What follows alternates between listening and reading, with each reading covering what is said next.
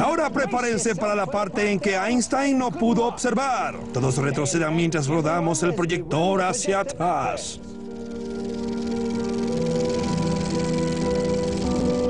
Pese a lo que Einstein creyera, su teoría apuntaba a un dinámico universo que una vez fue mucho más pequeño.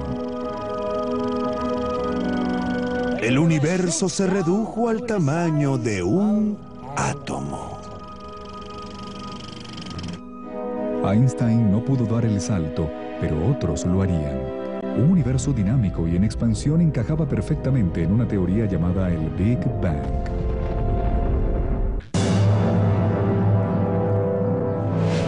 En el amanecer del siglo XX, Albert Einstein pudiera habernos llevado inadvertidamente a considerar la posibilidad científica de que nuestro universo se había iniciado.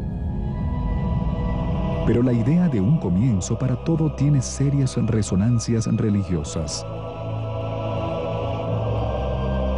Una cultura se preguntará a sí misma de dónde vino. Es una pregunta muy importante para los humanos, porque si no sabemos de dónde vinimos, no sabemos quiénes somos. Por miles de años, el origen de nuestro mundo fue tema para los estudiosos de la religión, no los científicos. Existe una diferencia entre ciencia y religión. Ambas partes observan al mundo de distintas maneras y se plantean interrogantes distintas. La ciencia se pregunta cómo suceden las cosas. La religión se plantea lo que creo que es más profundo: ¿por qué ocurren las cosas? ¿Está sucediendo realmente algo? La religión y la ciencia nunca han comprendido mucho. Quizás solo coinciden en el hecho de que ambas están en la misma búsqueda de la verdad. Así que resulta irónico que uno de los primeros defensores de una objetiva teoría científica para el origen del universo haya sido un sacerdote católico, y que su solución basada en la ciencia pareciera tan religiosa, que el universo no siempre había existido.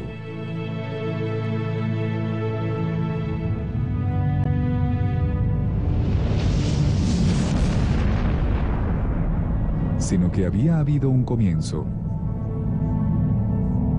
El padre Georges Lemaitre argumentó que el universo había nacido. Lemaitre es uno de mis ideales. Por algunos años, a finales de los años 20 y principios de los 30, él fue quien mejor entendió el concepto de un universo en expansión y presentó muchas de las ideas que todavía estamos explorando.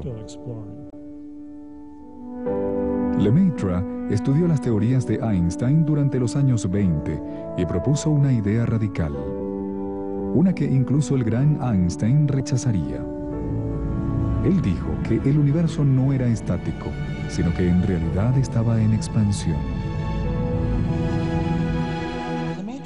Lemaitre estudió las ecuaciones de Einstein sin prejuicios, y cuando se dio cuenta de que estas ecuaciones sugerían un universo que se estaría expandiendo hoy y que en consecuencia era más pequeño en el pasado, decidió tomar en serio esa solución.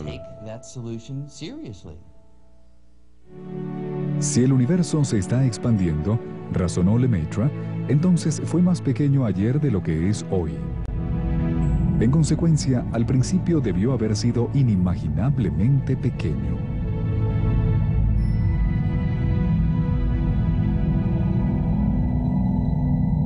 Lemaitre creía que el universo había empezado con lo que apodó el átomo original.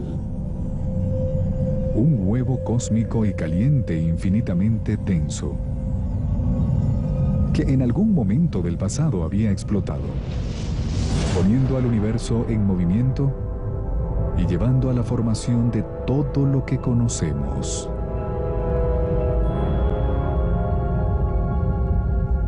Cuando le habló a Einstein acerca de esta solución, se dijo que Einstein le había dicho: tu matemática es correcta, pero tu física es abominable.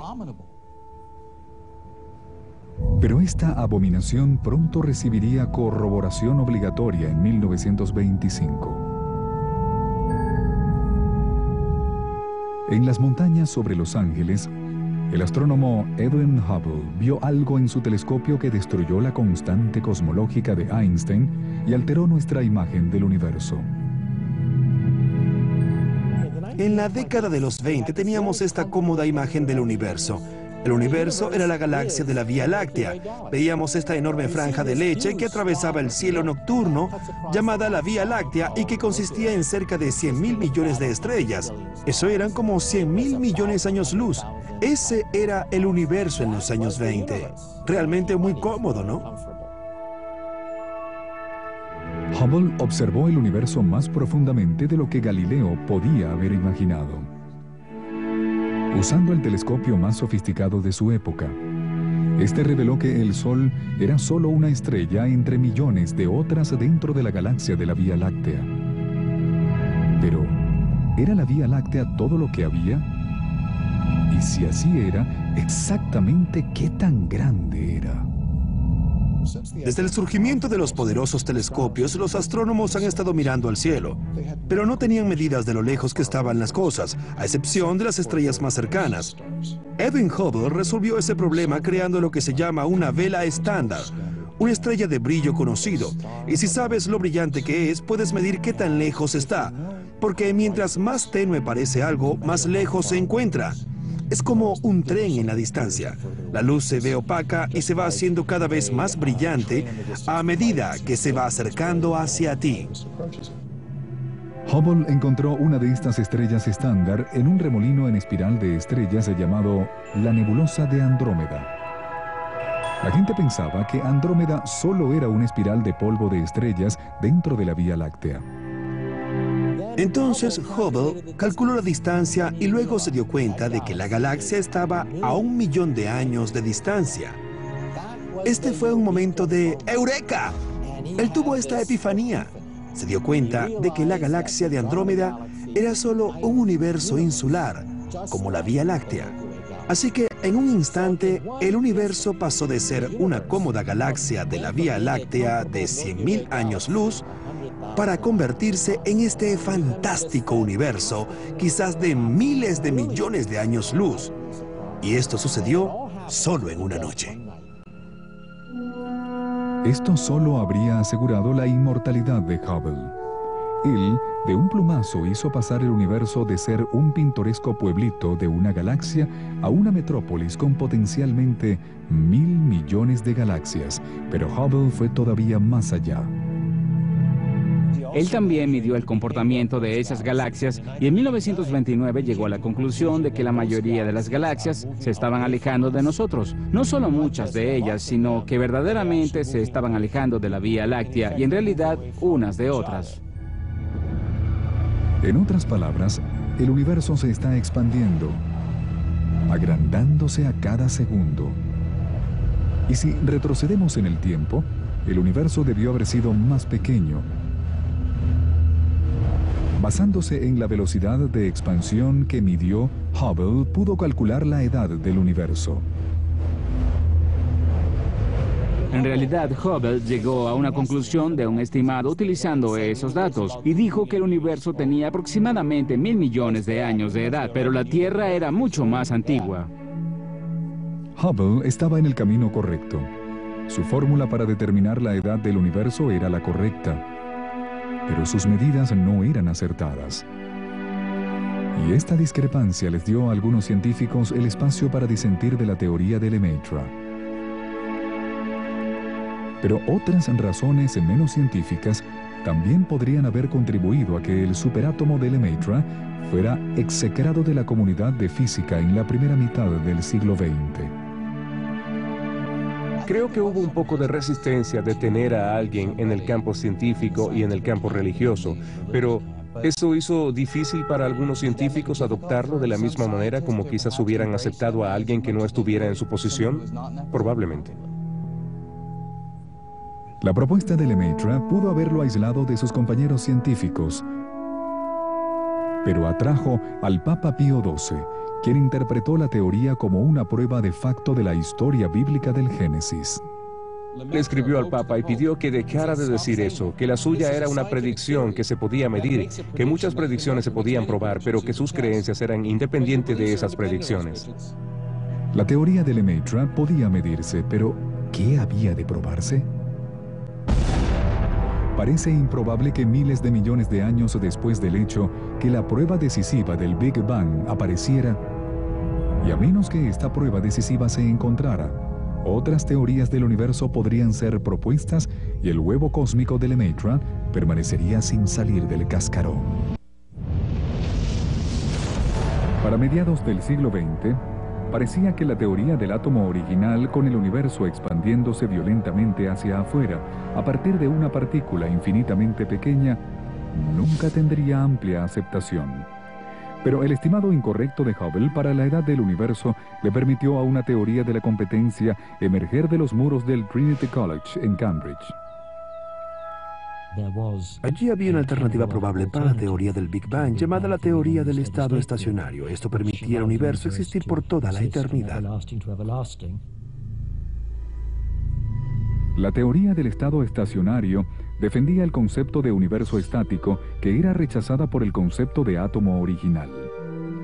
Propuesta por el astrónomo Fred Hoyle, se basaba en una teoría del origen de los elementos como carbono, nitrógeno y más de 100 otros elementos de la tabla periódica. Bajo temperaturas extremas, el hidrógeno se fusiona para formar helio. Y el helio se fusiona en elementos completamente diferentes y más pesados. Fred Hoyle creía que la nucleosíntesis, la creación de nuevos elementos, tenía lugar en los núcleos de estrellas muy calientes.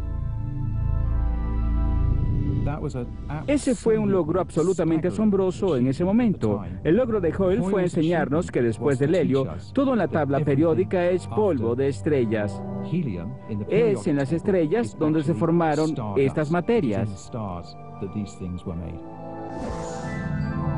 Pero la teoría no pudo aplicarse para la formación del hidrógeno y la mayor parte del helio del universo.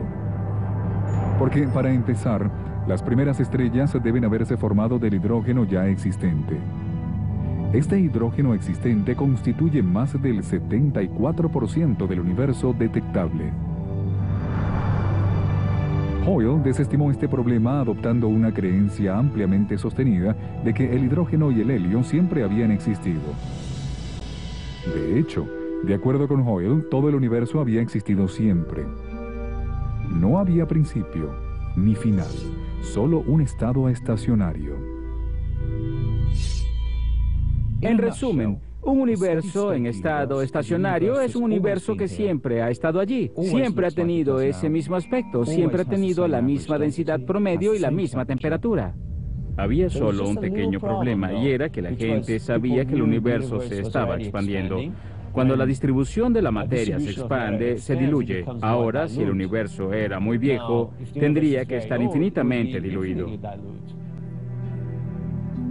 Hoyle arregló esta falla asumiendo que en algún lugar la materia siempre había estado siendo creada en el universo. Pero la creación total de la materia fue una píldora difícil de tragar para los físicos. Y Hoyle tuvo una especie de némesis en el físico ruso George Gamow, admirador del átomo original de Lemaitre. Gamow siempre estaba presente en estas discusiones y siempre sacaba a colación preguntas desleales para que Hoyle las considerara. Preguntas que el estado estacionario podía soportar con dificultad. Gamow recurrió a los átomos al igual que Hoyle para apoyar su teoría contendora. Gamow sugirió que el hidrógeno, el helio y otros elementos fueron creados en los primeros encendidos minutos del universo en una gran explosión. Cuando las temperaturas eran miles de grados más calientes de lo que son en el núcleo de cualquier estrella. Pero Gamow era mejor con su creatividad de lo que era con las matemáticas. Y tuvo que recurrir a este estudiante de pregrado suyo, extraordinariamente talentoso, Ralph Alpher. Y fue en realidad Alpher quien pudo seguir adelante con esta idea y llegar a una conclusión, que si de hecho el universo había sintetizado los primeros elementos, aproximadamente tenía que haber 10 veces más hidrógeno que helio, y esto encajaba con las observaciones. Fantástico momento. Alpher y su colega Robert Herman refinaron la predicción de Lemaitre del calor remanente detectable de la creación. Un fuerte elemento que apoyaba la teoría del Big Bang. George Gamow se planteó una simple interrogante. Si el Big Bang había sido tan caliente, Entonces, después del choque, después del resplandor, el eco del Big Bang no podía haberse enfriado tanto. Así que el residuo debía ser mesurable hoy en día. Desafortunadamente, nadie tenía los telescopios adecuados en 1949 para medir la radiación o el calor residual del momento de la creación. Y en ese momento había otros problemas con la teoría del Big Bang. No ofrecía ninguna explicación respecto al origen de elementos más allá del hidrógeno y el helio. Y al mismo tiempo, el estado estacionario había acaparado gran cobertura de los medios. La teoría del estado estacionario se había hecho popular con el público en general, porque Fred Hoyle era un maestro de la popularización y vendió bastante bien su loca idea. Irónicamente, el término Big Bang fue acuñado por Hoyle en 1949 durante una de sus populares transmisiones de radio. Más tarde utilizó el término como una irrisión. Creo que había un disgusto en su relación. Ellos no se miraban a los ojos cuando decían la mayoría de las cosas que estaban pensando. Así que creo que Hoyle inició la peor de las batallas. Y creo que peleó más por sus puntos de vista de los que estos lo ameritaban. Pero esa es una opinión personal. Fred era una persona muy brillante e innovadora. Las ideas le brotaban con facilidad. Algunas eran muy buenas y otras eran malas, y no siempre sabía cuál era cuál. Para los años 60, el poco certero estimado de Hubble de la edad del universo había sido corregido para reflejar datos más acertados. Eso resolvía uno de los desafíos de la teoría del Big Bang. Sin embargo, parecía que la batalla entre el estado estacionario y el Big Bang terminaría en un empate. Para entonces, de pronto, los científicos hallaron una prueba decisiva, una casi tan antigua como el universo mismo. Este descubrimiento condenaría una de estas teorías al basurero de la historia.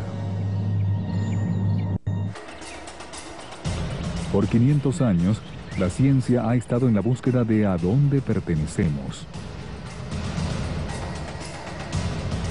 Ahora, los astrónomos luchaban por resolver el acertijo de cómo se inició todo. Pocos sabían ellos que el universo estaba susurrando la respuesta, solo que no podíamos escucharla.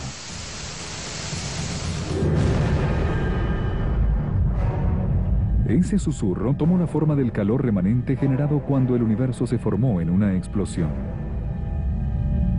La radiación predicha por George Lemaitre estaba allí, pero él no había tenido los instrumentos para probarlo. Pero en 1965 los científicos tenían esos instrumentos. El residuo, el eco, la calma después de la tormenta del Big Bang sería mesurable hoy en día, pero se necesitarían 2 décadas antes de que nuestros instrumentos fueran lo suficientemente potentes para resolver la teoría de George Gamow y sus estudiantes acerca de esta radiación residual. La historia de esta radiación es como la piedra angular. Primero teníamos a George Gamow y sus estudiantes. Ellos habían formulado la teoría, tenían las cifras, pero no habían realizado la comprobación experimental. Luego teníamos el grupo de Princeton. Bueno, ellos conocían el trabajo de George Gamow, pero tenían unos instrumentos muy primitivos, no lo suficientemente sensibles. El grupo de Princeton incluía al físico Robert Dicke y algunos colegas que apoyaban la teoría de Lemaitre, que querían buscar algunas pruebas sólidas. Mi maestro, Bob Dicke, tenía la idea de buscar esta radiación residual de una gran explosión. Tenía 2 brillantes jóvenes trabajando con él, Dave Wilkinson y Peter Rowe. Él los convenció de construir un radiómetro de Dicke para buscar esta radiación. Era un golpe a ciegas, pero estos 2 jóvenes colegas construyeron uno, apuntaron al aire y comenzaron la observación. Fue entonces cuando la noticia de su experimento llegó a Bob Wilson y a Arnold Penzias. Penzias y Wilson eran 2 científicos que estaban trabajando no en la teoría del Big Bang, sino en un satélite de comunicaciones para los laboratorios Bell en Holmdel, Nueva Jersey. Estaban utilizando el enorme radiotelescopio de Bell, solo que no podían obtener una lectura clara. En vez de eso, solo escuchaban un sonido estático. La naturaleza de esto es que es un ruido al azar y el sonido era muy similar al que percibirías si sintonizaras el televisor o la radio en una estación inexistente. No pudimos ver lo que esperábamos, pues la antena estaba recibiendo más radiación de la esperada, sí señor.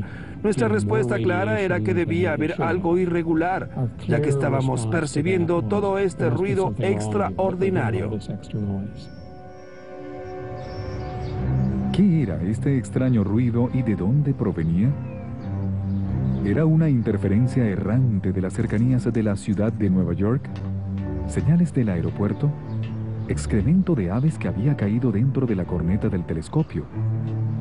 No teníamos dudas respecto a la física, lo que quiera que fuera tenía que venir de algún lado, pero en realidad no teníamos ni idea de dónde podía provenir, no sabíamos nada.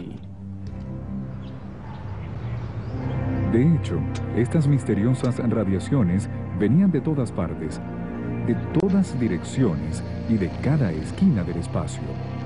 Para Penzias y Wilson era una locura. Pero Penzias y Wilson, sin saberlo, habían encontrado lo que D.K. y sus colegas estaban buscando. Lo que Gamow, Alpher y Lemaitre habían predicho. Habían hallado la prueba decisiva que demostraba que el universo no era eterno.